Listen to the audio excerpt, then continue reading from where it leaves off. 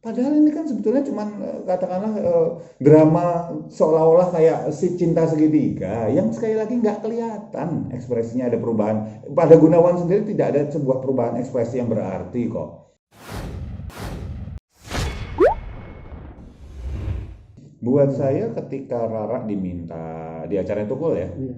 mengklarifikasikan antara hubungan dia dengan di Sky, buat saya tidak ada sebuah penanda emosi berlebihan yang muncul, yang leaking, yang bocor ketika nama itu kemudian dilontarkan.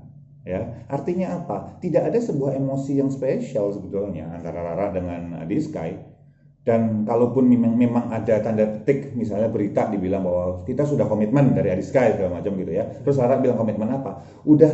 Sudah jelas, sorry to say, sorry ya Adiska, bahwa memang drama lu keren gitu aja gitu.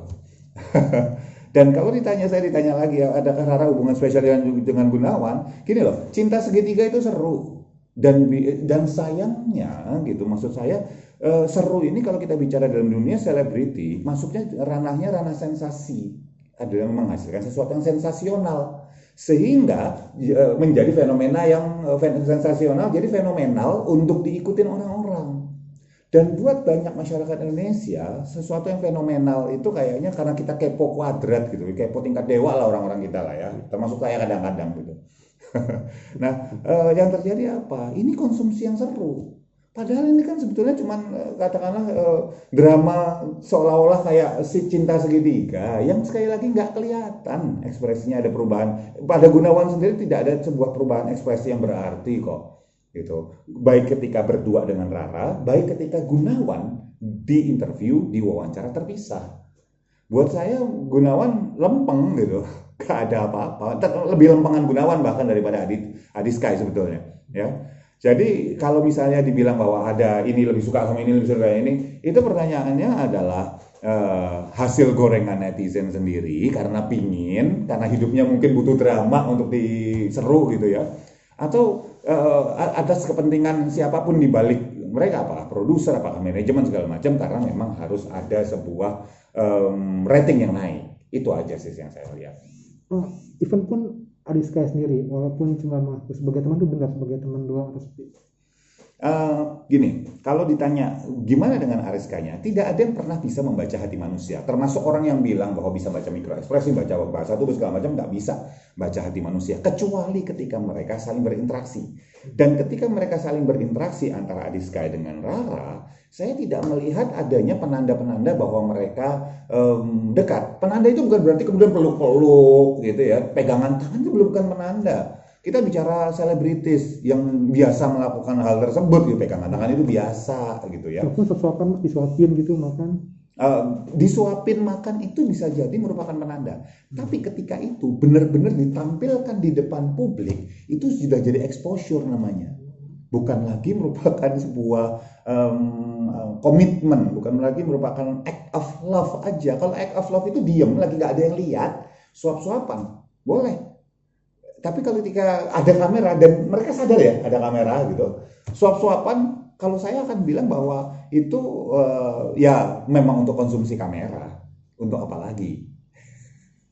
Ya bisa naik untuk ada, apakah ada sebuah album baru atau sebuah film baru atau sebuah proyek baru gitu, ataukah ini kemudian memang untuk menaikkan branding kan sekarang lagi susah nih semua gitu, biar namanya tetap naik, branding tetap diomongin sama teman-teman netizen gitu.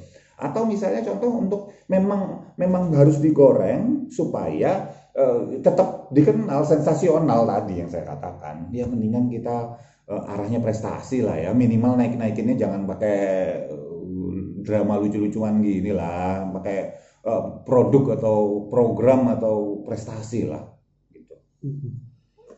Berarti ini semua pure ciptaan atau gimmick atau emang dari kira netizen nggak mau maka mengikuti alurnya jadi. Ini udah jadi, kalau saya ditanya apakah ini kalau gimmick dari pihak manajemen, apakah ini kemudian dorongan dari netizen, buat saya ini sudah kayak ayam dan telur. Yang jelas ini tidak benar-benar terjadi gitu ya. Jadi gini, bisa jadi netizen ngomong nih, wah ini cocok ya sama ini, oh enggak ini cocok, kan biasa ya, dua pihak dua kubu berseteru gitu, itu menjadi seru gitu. Dua kubu dan kemudian yang ini langsung manajemen melihat, wah bisa digoreng nih, jadi gimmick gitu, bisa. Atau memang sengaja dideket-deketin sehingga kemudian netizen yang kepancing gitu. Terus karena netizen kepancing, ini juga makin kencang, udah jadi kayak ayam dan telur mana aja. Kenapa? Kenapa kok ini bisa digunakan? Kenapa naikin nama, naikin branding pakai sensasi daripada prestasi? Ya karena masyarakat kita terima hal tersebut, coba cuek. Ada dekat, so what kalau dia dekat, ya urusan dia lah gitu. So what kalau ini dekat, urusan dia juga. So what kalau mereka cinta segitiga, biasa di dalam kehidupan, kayak hidup lo aja juga kagak pernah gitu. Pernah juga kan gitu, ya udah, bedanya mereka public figure. Terus kalau yang bilang, ya hak kita dong, memang haknya, yang bilang bukan siapa, boleh kok gitu. Tapi pertanyaannya adalah, akhirnya banyak artis, banyak selebritis yang kemudian menaikkan ratingnya, menaikkan brandingnya dengan cara sensasi, bukan prestasi. Itu yang kemudian jadi membuat kita jadi nggak banyak belajar gitu loh. Kita nggak melihat sebuah tayangan yang edukatif. Mas, ini kan buat hiburan. Loh, apa salahnya hiburan tapi edukatif? Fenomena apa sih Mas lihat settingan di internet kita ini Mas? Saya cuma mau bilang bahwa model untuk menaikkan brand, untuk branding, untuk tetap eksis dengan cara settingan dan gimmick itu agak susah hilang dari bumi Indonesia ini. Kenapa? Kayak gini, logikanya sederhana. Selama masih ada orang yang katakanlah suka sama narkoba, sama hal zat-zat terlarang kayak gitu, dan mereka menggunakan itu untuk kemudian menghibur dirinya, untuk lari dari masalah hidupnya, maka suppliernya akan selalu ada, bandarnya akan selalu jualan. Jadi maksudnya gimana? Ya artis-artis yang minim prestasi tapi naikin namanya dengan cara sensasi akan selalu ada, karena sensasi ini selalu diminati sama netizen gitu. Jadi kalau netizen, kalau kita mau menghadirkan sebuah prestasi mereka, membuat mereka nggak lagi naikin namanya dengan sensasi, tapi prestasi, suaranya benar-benar bagus, actingnya keren gitu misalnya, karyanya juga luar biasa, internasional gitu. Ya jangan kasih ruang buat mereka bikin drama dan kita suka. Kalau mereka bikin drama, cuekin aja, nggak usah di forward, nggak usah di like, nggak usah di segala macam, biarin, anggap aja hidup mereka pribadi ya, hidup mereka pribadi, lama-lama hilang kok. Tapi selama itu masih ada netizen yang hidupnya juga tanda petik mungkin kurang berwarna, ya mainnya kurang jauh, pulangnya kurang malam, temannya kurang banyak, kopinya kurang kental, gitu. Yang terjadi apa? Yang terjadi ya itu akan selalu ada gitu loh. Padahal penting amat sih gitu ya. Misalnya, oh dia pasti sama ini gitu. Oh enggak, itu kayak Abu Nawas. Ya, dalam cerita Abu Nawas ada dua orang berdebat. Yang satu ngomong, kalau saya punya kambing saya gini, oh lebih enak punya sapi gini. Terus mereka berantem. Padahal dua-duanya nggak punya kambing dan nggak punya sapi gitu. Poinnya apa? Selama itu masih terjadi, saya nggak nyalahin netizen loh ya, gitu ya. Kenapa? Hak kalian untuk melakukan itu, gitu. Tapi kalau saya katakan bahwa itu nggak produktif sama sekali buat kehidupan kita, kehidupan kamu deh. Produknya mendingan tutup gitu dan berhenti melakukan itu, baca sesuatu yang berguna gitu.